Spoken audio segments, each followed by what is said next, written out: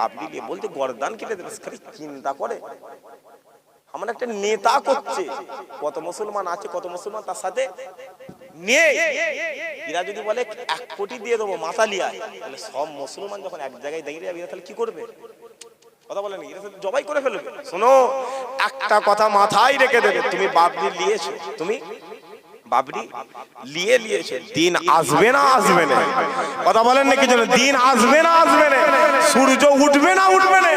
মাথায় রেখে দেবে, যেই দিনে দিন আসবে, যেই দিন আসবে, এই হিন্দুস্তানের মুসলমান পাল্লাই পাল্লা দিয়ে দাঁড়িয়ে দিয়ে ওজন করে ওই মন্দির আবারও ভাঙবে, আবারও বাবরি তৈরি হবে।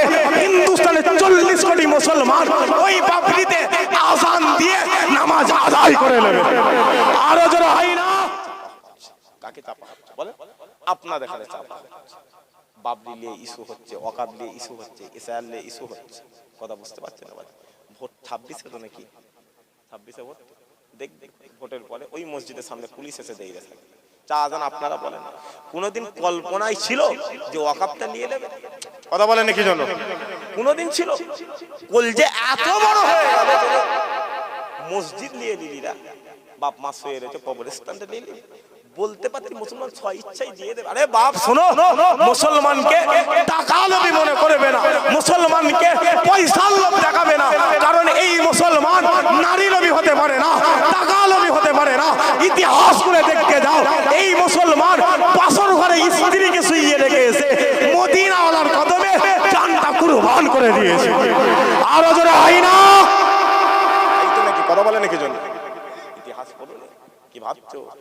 তুমি মাথায় রেখে দেবে, তুমি ভাববে না যে সব জঙ্গলে বাঘ নেই। না গো, বড় জঙ্গল রয়েছে, বড় জঙ্গল রয়েছে।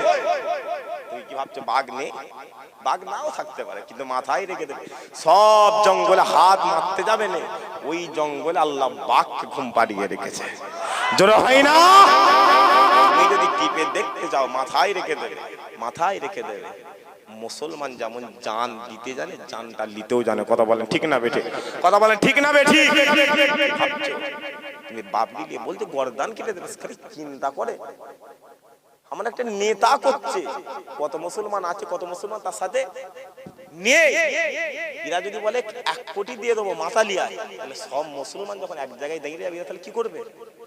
কথা বলেন, এরা জবাই করে ফেলবে। শোনো, একটা কথা মাথায় রেখে দেবে, তুমি বাবরি নিয়েছো, তুমি বাবরি নিয়েছো, দিন আসবে না আসবে না? কথা বলেন নাকি? যেন দিন আসবে না আসবে না? সূর্য উঠবে না উঠবে না? মাথায় রেখে দেবে, যেই দিনে দিন আসবে, যেই দিন আসবে, এই হিন্দুস্তানের মুসলমান পাল্লাই পাল্লা দিয়ে দাঁড়িয়ে দিয়ে ওজন করে ওই মন্দির আবারও ভাঙবে, আবারও বাবরি তৈরি হবে। হিন্দুস্তানের 40 কোটি মুসলমান ওই বাবরিতে আযান দিয়ে নামাজ আদায় করে নেবে। আরো জোরে হয় না?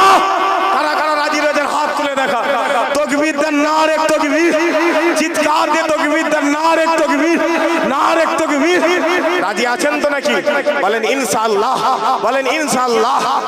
হাত নামা, মাথায় রেখে দেবে, নিতে কিন্তু হবে, নিতে।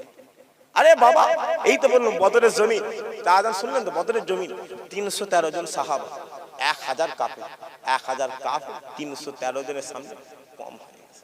তারা 1313 দরবারে এসে ক্ষমা চেয়েছিল, আল্লাহ বদরের জমিন মুসলমানদের হাতে তুলে দিয়েছে। যা একদিকে 40 লক্ষ কাফের দাঁড়িয়ে রয়েছে, 40 লক্ষ কাফের, একদিকে 4 লাখ মুসলমান দাঁড়িয়ে রয়েছে।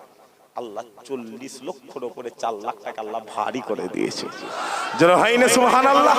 সেই মুসলমান তুমি ভাববে না যে এরা চুপ করে গেছে। না গো, রাসূলুল্লাহ যখন যুদ্ধের ময়দানে যেতেন না, সাহাবা হুজুরদের ঠান্ডা করে দিতেন, কারণ রাসূলুল্লাহ জেনে গিয়েছিল আমি বদরে চলে যাব, উহুদে চলে যাব, খন্দকে চলে যাব, আল্লাহ আরশে আযম ছেড়ে প্রথম আসমানে হাজির হয়ে যাবে।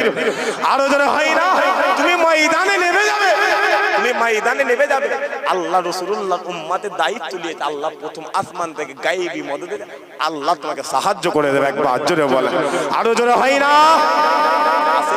সেই নবীকে সালাম দেবে, যাদের পায়ের জুতো আছে সকলের জুতো খুলে দাঁড়াবে।